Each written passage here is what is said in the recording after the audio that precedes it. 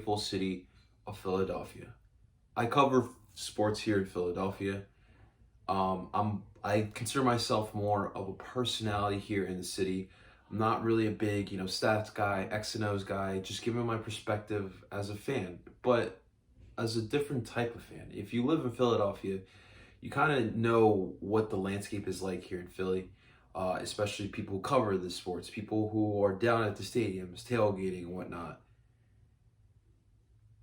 It is predominantly one color. And my mission and my goal is to just represent the sports fans and the people in Philadelphia that don't really have a voice.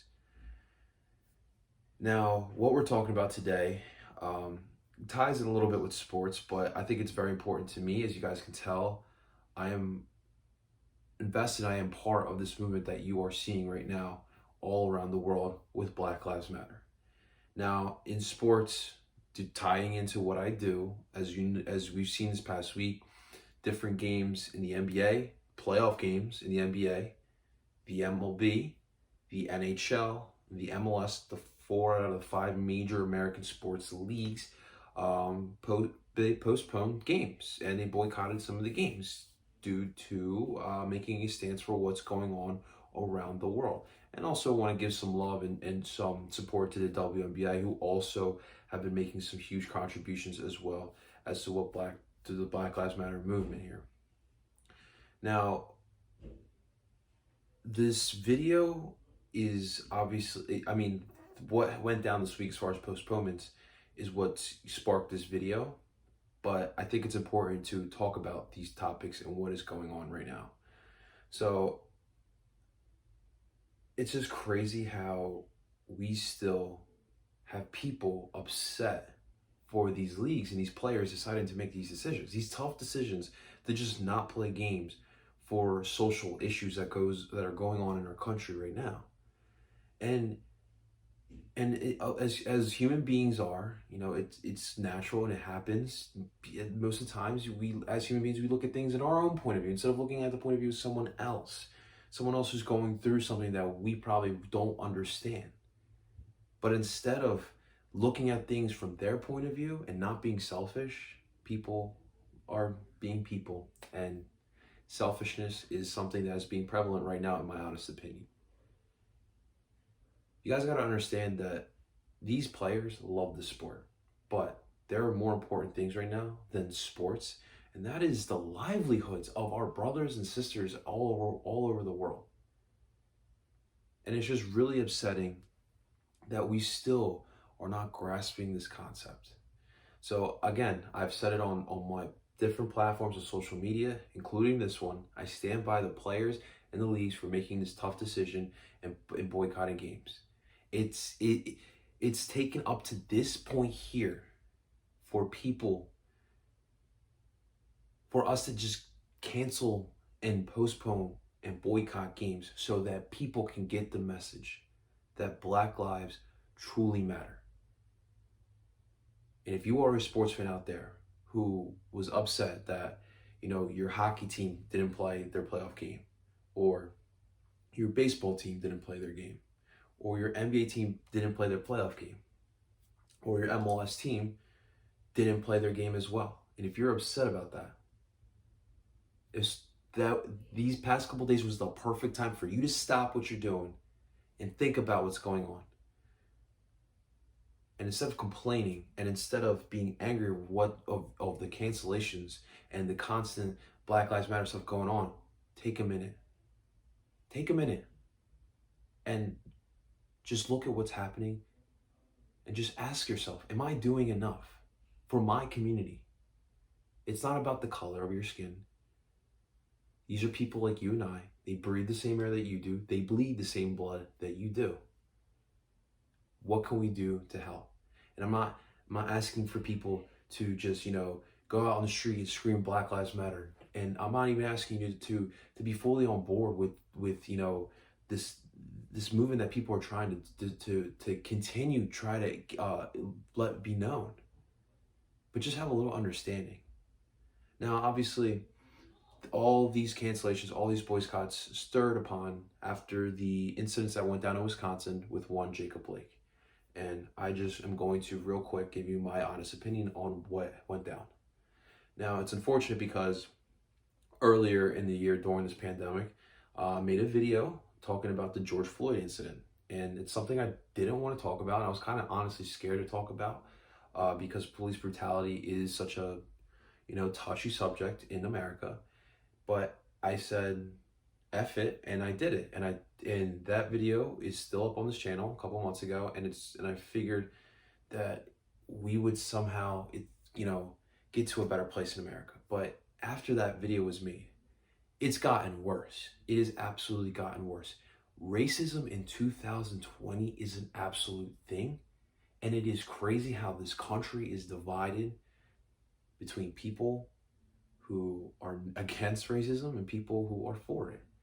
And you can deny it all you want, but if you do not have any compassion or sympathy for what African Americans are going through in America on a day-to-day basis, you need to check yourself. You need to check yourself real quick, guys. Now, when it comes to Jacob Blake, I read what happened. I read the details. And this is what I will say. So the controversy is Jacob Blake resisting arrest. And we don't know yet, but from the reports is that Jacob Blake was going back into his car with what seemed to be like 7 officers.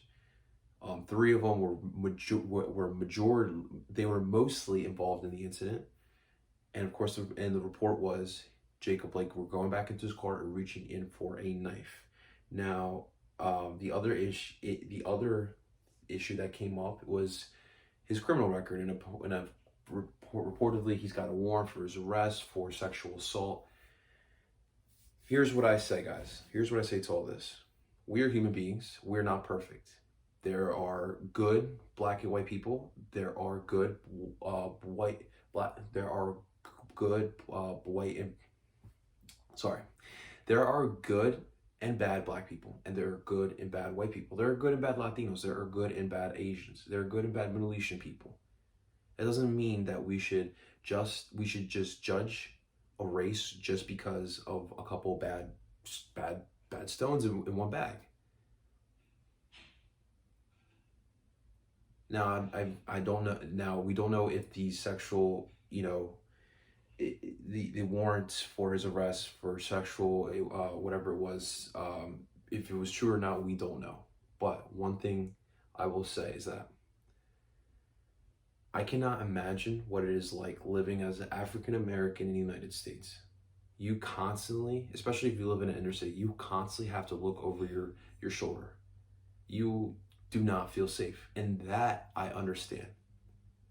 And with what's going on with the racial tension in America, as far as police brutality, I would not feel safe as an African American walking down the streets of America. And what you are starting to see throughout, and you're seeing in the past couple of months, is retaliation. If you're an African American and an officer pulls you over or is detaining you for whatever reason, you do not feel safe. Now, whether or not Jacob was going in his car for a knife, we don't know. But if he did, this is what I will say. I don't think it is. I never, ever, ever, ever, ever believe the right way to handle situations is with violence. I don't believe in violence. I don't think that is the right way to handle situations. But Jacob Blake, as an African American man living in Wisconsin, which is one of the most racist states we have in America, I don't blame him for having self-defense. I don't. He with what's going on, how do you feel safe as an African American? And honestly, ask yourself that.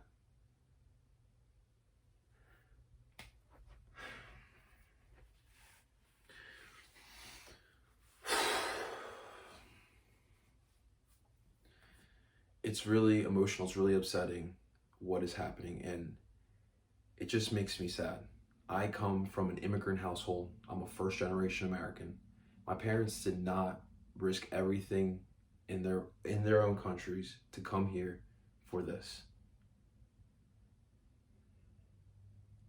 It's truly and honestly upsetting. It's truly honestly upsetting.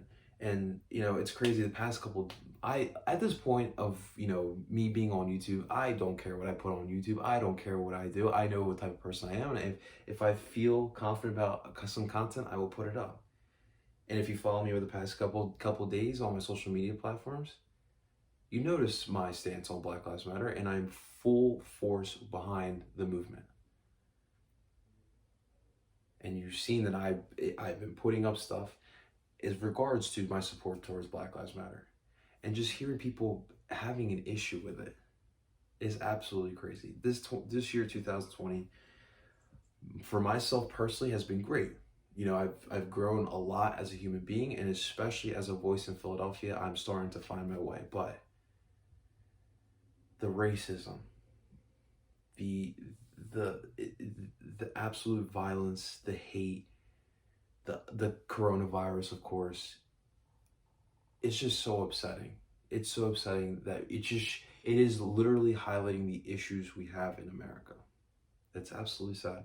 And losing Chadwick Boseman today, or yesterday night, I'm sorry, it was absolutely heart-wrenching. Again, we losing another powerful African American voice in America. So all I'm asking for you guys today is to just take a second, stop thinking about yourself. Think about, what can I do for my community? What can I do better? Am I doing enough? Educate yourself. Be selfless and not selfish. Thank you so much for watching, guys. I'm your boy Barcelo Philly, and I'm telling you guys, Black Lives Matter. Talk to you soon.